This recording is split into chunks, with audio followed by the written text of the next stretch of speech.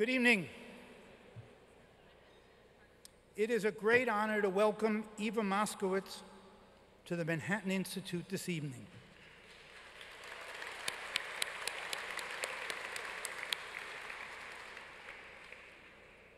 In doing so, I'll cite one of the most famous introductions in American history. When President Abraham Lincoln met Harriet Beecher Stowe in the White House in 1862, he greeted her with these memorable words: "So you're the little woman who wrote the book that started the Great War."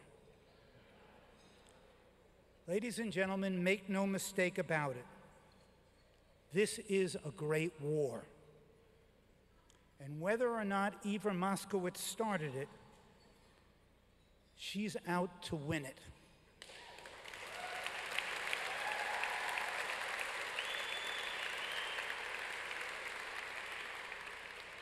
All you have to do is Google her name, and you'll be taken back by the array of assaults on her character. I mean, you would think she was Dick Cheney.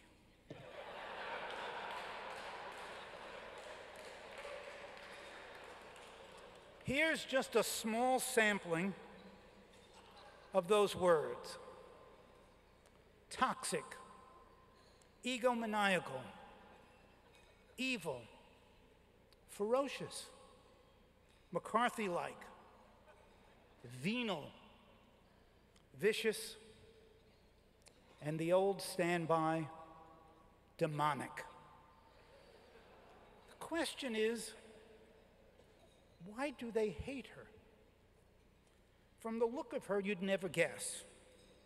5'2", attractive, lovely red hair, dressed like a lady in spiked heels, tailored suits, somebody that one would only look to aspire to.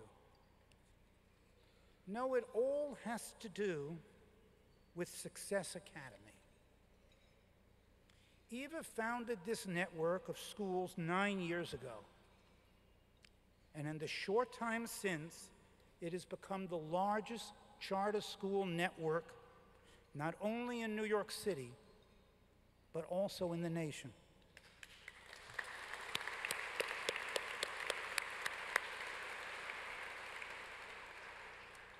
Tonight, we're privileged to have with us the men and women who make this school network such a success. Could I ask the 30 principals who are here tonight to please rise?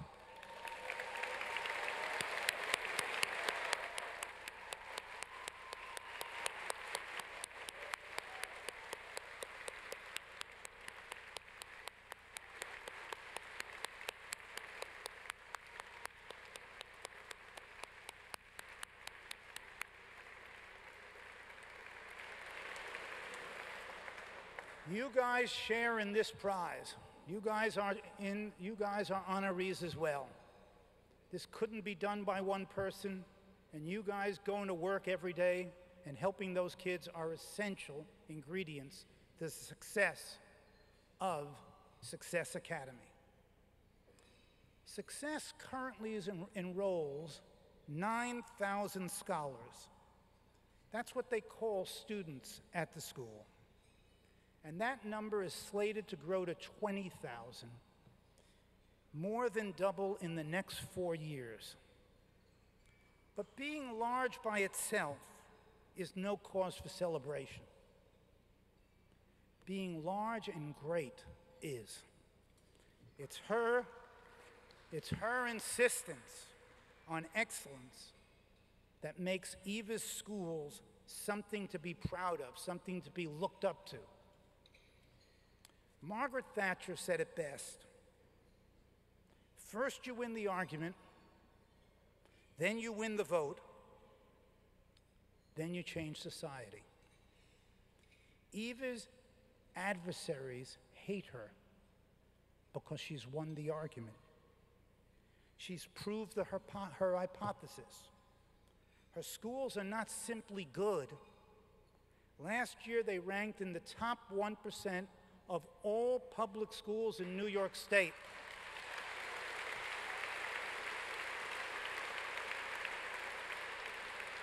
That includes Chappaqua, Great Neck, Scarsdale. Her kids are succeeding. Meanwhile, in 20% of New York City's public schools, 90% of the children can't read at grade level. Let me say it again. In 20% of the schools, 9 out of 10 children can't read at grade level. In another 30% of the schools, 80% are below grade level. That's half the schools in New York, about 500 out of 1,000 schools, 500,000 school children. What Eva is doing is challenging the existing orthodoxy in public school education, just as Federal Express did when they competed with the post office, as MCI did a long time ago in their competition with AT&T, and Uber is doing today versus the taxi medallion monopoly. This is an old story.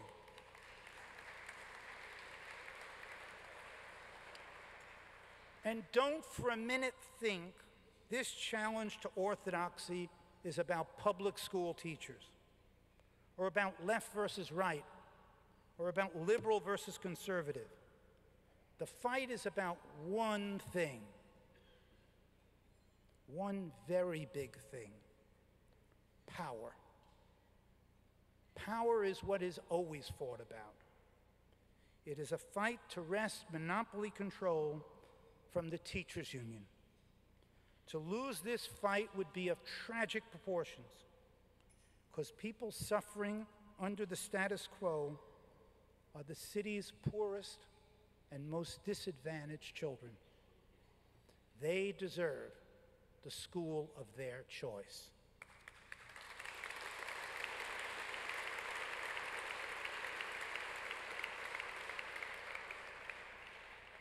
But we won't win, and it is a war and it is a fight, if the teachers' unions are able to bend the politicians of New York City and New York State to their will.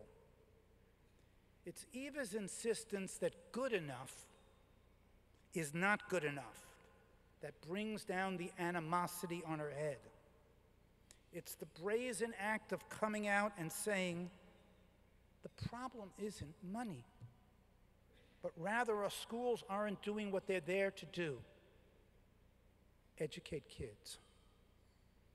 So in this, the 15th year of bestowing the Manhattan Institute's prestigious Alexander Hamilton Prize, it is inspiring, it's actually moving, to see it awarded to a modern echo of Mr. Hamilton himself. Indeed, I think Hamilton would recognize in Eva many of the same things he stood for: excellence in learning and knowledge, opportunity for all, especially for immigrants like himself. In essence, offering the poorest children in this great city their chance, probably their last chance, at the American dream. So, ladies and gentlemen, this is why Eva Moskowitz is so deserving of the 2015 Alexander Hamilton Award.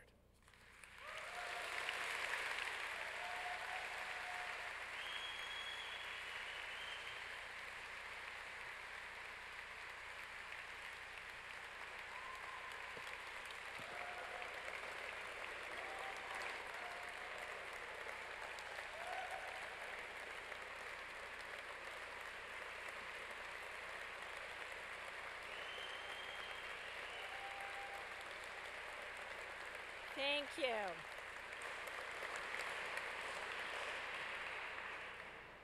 Thank you very, very much, Roger, for that introduction. Chairman of the Manhattan Institute, Paul Singer, thank you. President Larry Moon. I also want to thank Chairman Emeritus Dick Gilder, and of course, our very own Success Academy Board Chair, Daniel Loeb, and all the other Success Academy board members here. Thank you.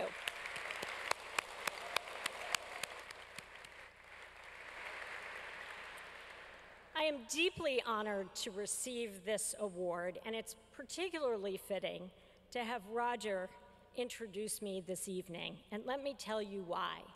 On December 18th, 1998, the first charter law in New York State was enacted. 11 days later, the following appeared in the New York Times. Quote, Mr. Hertog and two other businessmen, Peter M. Flanagan and Richard Gilder, all made $25,000 contributions to the School Choice Now Political Action Committee, set up last June to lobby for charter schools in Albany. In case you were wondering, they were critical. Think of all the good work that this $75,000 investment to create a groundbreaking form of public education. These investments were the non-profit equivalent of investing in Facebook or Google. Everything that I have accomplished and the 30 educators who you earlier recognized accomplished because of this idea in school choice and parent choice. So I am deeply honored to join the company of these visionary and civic-minded New Yorkers. So thank you again.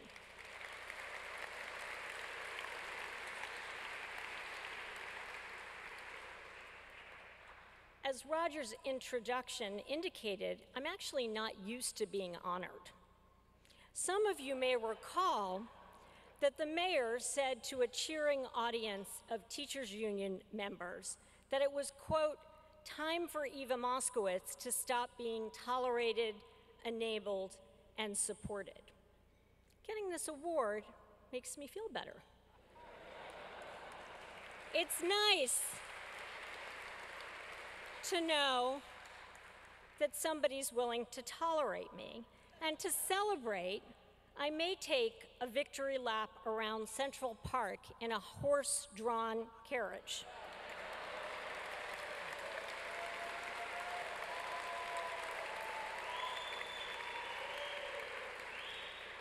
Now, I realize that Mayor de Blasio sometimes gets picked on unfairly. For example, he's been criticized for traveling to Iowa and the like. And I don't think his traveling to these places causes any harm. Now, coming back to New York, well, that's a different story.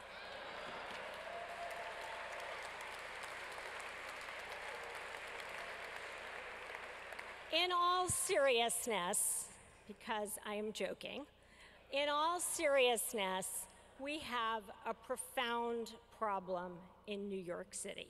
We have 143,000 kids trapped in failing schools where more than 90% of the kids can't read or do math. Statewide in New York, we have 800,000 kids who failed basic proficiency exams. And this has been going on for decades. And Success Academy was born to try and make a significant dent in this problem. We started on August 20th, 2006, with 165 kindergartners and first graders. And we started with some pretty basic principles.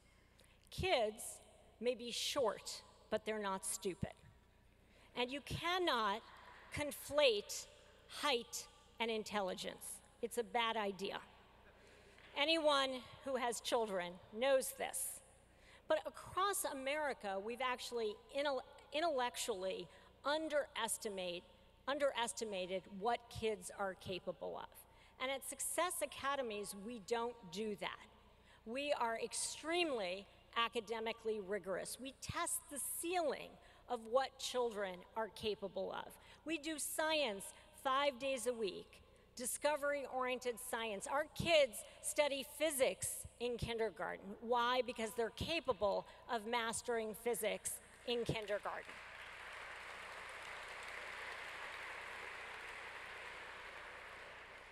We simply do not believe that because children are low income or come from certain neighborhoods, that they cannot achieve at the highest of levels. We also believe that schools are not simply about academic mastery. They are also places that should be discovering children's talents, whether they lie in the arts or in chess.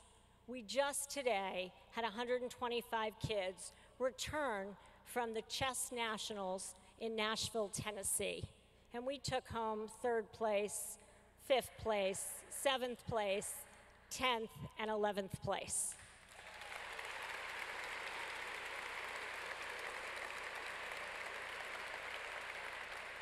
Our kids compete in debate and coding.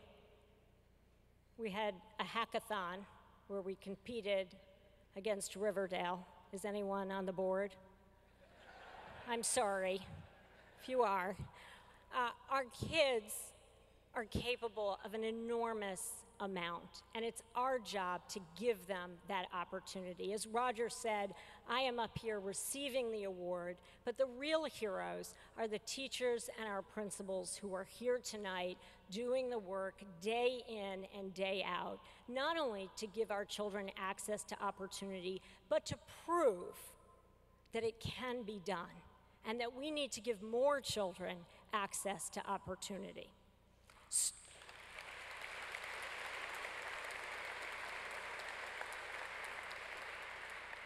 We have 32 schools now. We've done that in 9 years. We've doubled in size every year. This summer, we will be educating 11,000 children, and our goal is to get to 100 in the next decade. It's a little scary. In a decade, we will be graduating 5,000 seniors every year, but I'm really looking forward to the fact that in 7 years, we can hire our first Success Academy alum, and hopefully they can teach, although they should obviously be investment bankers and lawyers and all sorts of professions. I just need 1%. But we're really not only engaged in educating children, but we're engaged in changing communities. And that is our larger goal here. But we're not going to be able to get to 100. We are not going to solve the problem of parent choice if we don't solve the gatekeeping. And the gatekeeping is a matter of politics.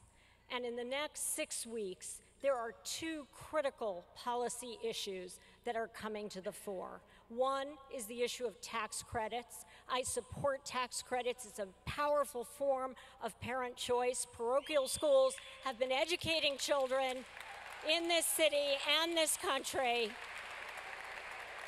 for the last century, and we need to support a parent's right to choose the school that they send their kids to. As the mother of 3, my husband who's here tonight, Eric Granis, we would never allow a distant government office to assign our children to a failing school. Why should less affluent parents have any less of an opportunity? That's number one. The second thing we must do is lift the cap on charters.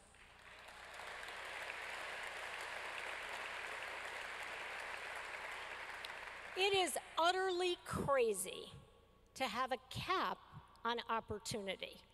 Perhaps we should have a cap on the district schools. Has anyone thought of that? Many of them are not doing very well, and yet in New York City, there is more demand for parent choice than in any city across the nation, and yet we have a cap on the number of charters. Success Academy is not going to get to 100. All of the other entrepreneurs, social entrepreneurs who are in New York City, who want to come to New York City, are not going to be able to expand choices for parents all over the city unless we lift the cap. So we don't have much time, folks, in case you were wondering. For a parent of a 4-year-old, if they can't get their child into a charter school next year, that child may never learn to read. That is not fair. We need bolder, faster action. Thank you for this great honor, and thank you for all you do for New York City.